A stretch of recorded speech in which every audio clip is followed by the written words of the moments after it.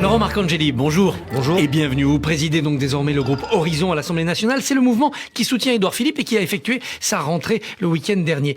Quel est votre état d'esprit à l'orée de cette session parlementaire? Loyal mais indépendant, comme le dit votre leader? Loyal mais libre, c'est ce qu'il dit exactement. Oui, loyal vis-à-vis de ce que nous avons dit aux Français pendant la campagne électorale. Nous sommes dans la majorité présidentielle, nous sommes l'une des composantes de cette majorité présidentielle.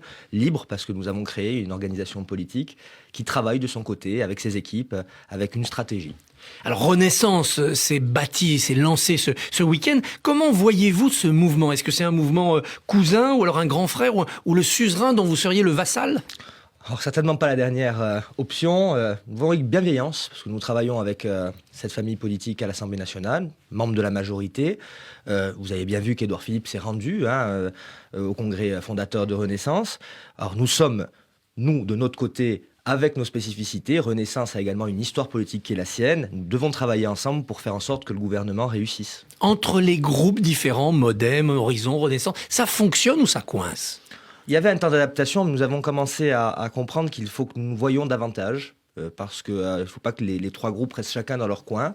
Et avec Aurore Berger, avec Jean-Paul Mattei, qui préside le groupe Modem, nous avons décidé de nous voir au moins une fois par mois tous les députés de la majorité présidentielle pour échanger sur les sujets d'actualité et travailler ensemble. Ça n'avait pas été possible avec le rythme que nous avons subi au mois de juillet pour la session extraordinaire du Parlement. Le but, c'est d'éviter les couacs ou les divergences, comme votre vote sur le soutien aux collectivités locales? C'était un vote qui a été expliqué depuis. Je vous avais dit, justement, c'était lié au fait que parfois, les concertations nécessaires en amont ne se faisaient pas. Et il y a eu d'abord un vrai sujet, l'augmentation du RSA pour les départements. Vous savez que Horizon a une spécificité, c'est un parti, un mouvement politique composé avec beaucoup d'élus locaux notamment. Et les députés de mon groupe ont tous eu des fonctions exécutives locales à un moment ou à un autre de leur vie. Donc c'est une sensibilité particulière qui est la nôtre. Ça n'arrivera plus, il y a de l'huile dans les rouages maintenant. Cette réunion régulière va vous permettre de travailler ensemble. J'espère que nous allons pouvoir travailler en bonne intelligence ensemble, oui, en effet. Alors il se dit à propos des élus locaux que vous en avez plus que La République En Marche devenue Renaissance, que vous avez même plus de grands élus que les Républicains, c'est vrai? Je ne sais pas, j'ai pas tous les chiffres. En tout cas, ce que je peux constater, après avoir été à Fontainebleau pour nos journées parlementaires et en même temps le fait d'élire notre vice-président Christian Estrosi, maire de Nice, congrès des maires Horizon. Qui est votre instance forte. C'est notre instance forte et c'est surtout notre petite originalité dans le débat politique français. Nous, on considère que les maires, les élus locaux, peuvent également discuter de politique nationale. Ce n'est pas réservé uniquement aux parlementaires, même si le travail de législation doit être fait par le Parlement. Alors justement, votre collègue, je dis collègue parce que lui aussi il a été maire de Poissy, Carl Olive, dit qu'il faut en finir avec le non-cumul des mandats, que ça a finalement déraciné les députés et que pour les villes de moins de 20 000 habitants, on devrait réautoriser le cumul. Êtes-vous favorable à cela?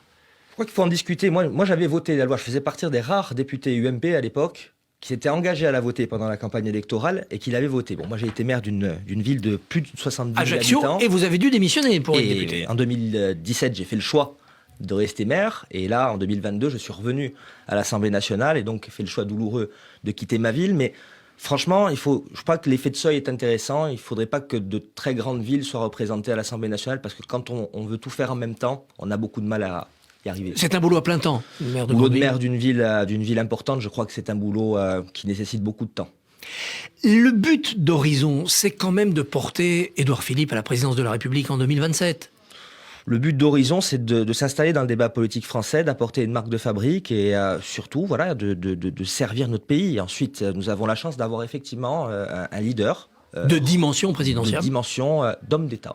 Moi, je le dis. Mais 2027, c'est une autre histoire. Il faut laisser un peu le temps au temps. C'est-à-dire qu'il vaut mieux qu'il reste celui discret, qu'il ne se bouscule pas pour exister comme présidentiable. Je pense que la compétition présidentielle, on en sort à peine. Il ne serait pas forcément bon pour le débat public français qu'on soit toujours en campagne présidentielle. C'est en tout cas mon point de vue. La réforme des retraites soulève les passions. François Bayrou, ce week-end, dit « Je ne veux pas d'une adoption par amendement dans le plan de financement de la sécurité sociale », ce qu'il appelle un passage en force. Et vous, quel est votre point de vue? Moi, je vais dire les choses très clairement. Lorsque j'ai été consulté par la chef du gouvernement, j'ai tenu à peu près le même discours que M. Bayrou. Casse-cou. J'ai dit attention, la société française est fragile. Peut-être que beaucoup prendraient cela comme une agression. Mais ce que j'ai dit aussi, j'ai dit que quoi qu'il advienne, sur en particulier la réforme des retraites, le groupe Horizon serait derrière le gouvernement. Donc nous soutiendrons l'initiative. C'est le choix du gouvernement, c'est le choix du président de décider le véhicule qui va amener ce sujet. Nous serons là. Vous recommandez néanmoins de prendre le temps de la concertation. Puis en plus, il n'y a pas urgence pour 2023. L'argent est là, c'est après que ça se gâte. La seule question qu'on peut se poser, c'est est-ce qu'en 2023, on pourra le mettre sur la table, ce sujet? Parce qu'au bout du compte, c'est un peu l'arlésienne du débat politique français, entre autres. Et on est toujours après dans une forme de refus d'obstacles. La réforme des retraites, c'est un sujet qui est compliqué, qui est vécu parfois de manière très intime, souvent même par les Françaises et les Français. Donc je crois que la concertation est toujours bonne, mais je ne sais pas, moi, en tout cas, si en 2023, on aura la possibilité de le faire. Et surtout, il faut aussi se dire une chose. Nous n'avons pas de majorité absolue à l'Assemblée nationale. C'était une réforme que nous proposions de manière beaucoup plus globale si d'aventure nous avions eu la marge de manœuvre nécessaire. Il faut aussi tenir compte du résultat des élections législatives. Donc passer par la loi de finances avec un 49.3 quasiment automatique, c'est plus pratique. Ça sera certainement plus pratique d'un point de vue, je dirais, technique, parce que vous connaissez les 49.3, comment ils se déroulent.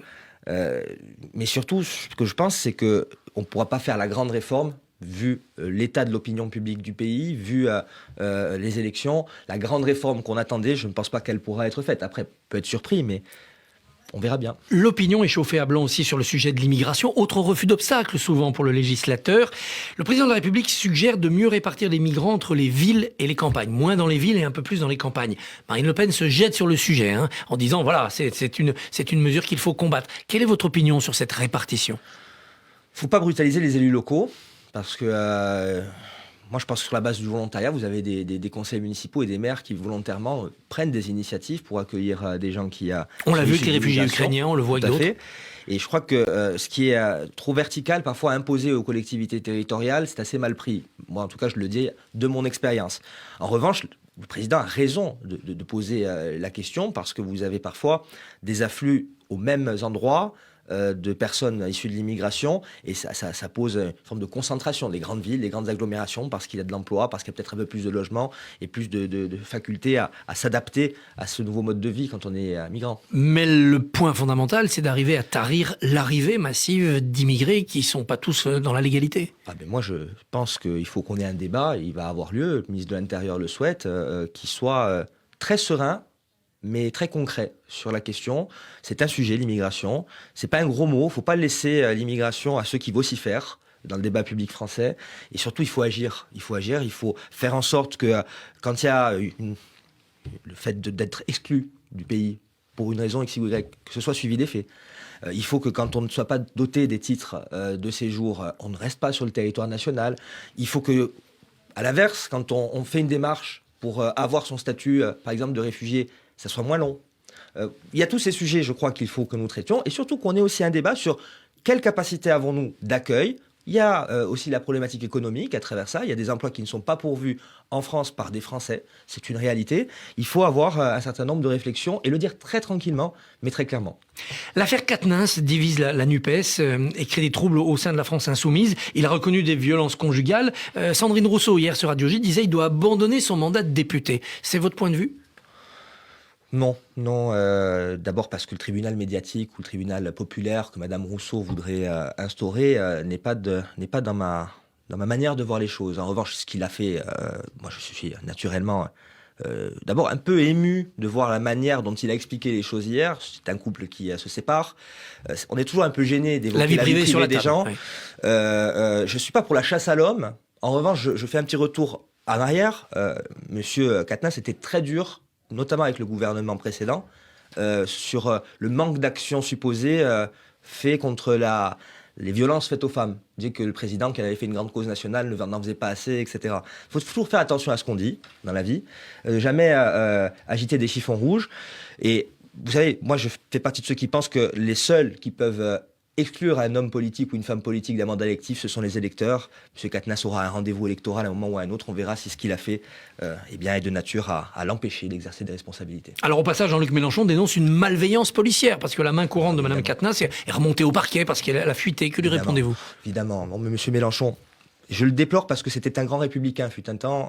Depuis quelques années, s'en prend à des images clé de notre système républicain. La police en fait partie. Ça fait maintenant des années qu'il s'en prend aux policiers.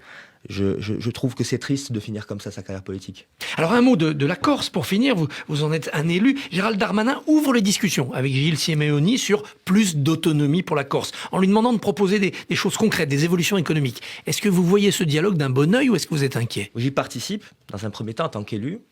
Moi, je pense qu'il y a le sujet institutionnel qui est important, améliorer l'organisation de nos institutions, faire en sorte que les pouvoirs locaux soient plus à l'aise dans leurs responsabilités. Mais moi, je crois que le gros problème de l'île dont je suis élu, c'est le problème du développement économique et social. C'est le problème des équipements qui manquent aujourd'hui, notamment en matière hydraulique, par exemple. La métropole doit investir. Devons investir, je pense. Et surtout, il faut une feuille de route, il faut un projet pour qu'on ne parle plus tous les 5 ans de réforme institutionnelle, essayer de fixer un cap pour peut-être une trentaine d'années et décider ensemble, gouvernement, région, ce que l'on veut pour la Corse de 2050, par exemple. Laurent Marcangeli, merci. Bonne journée.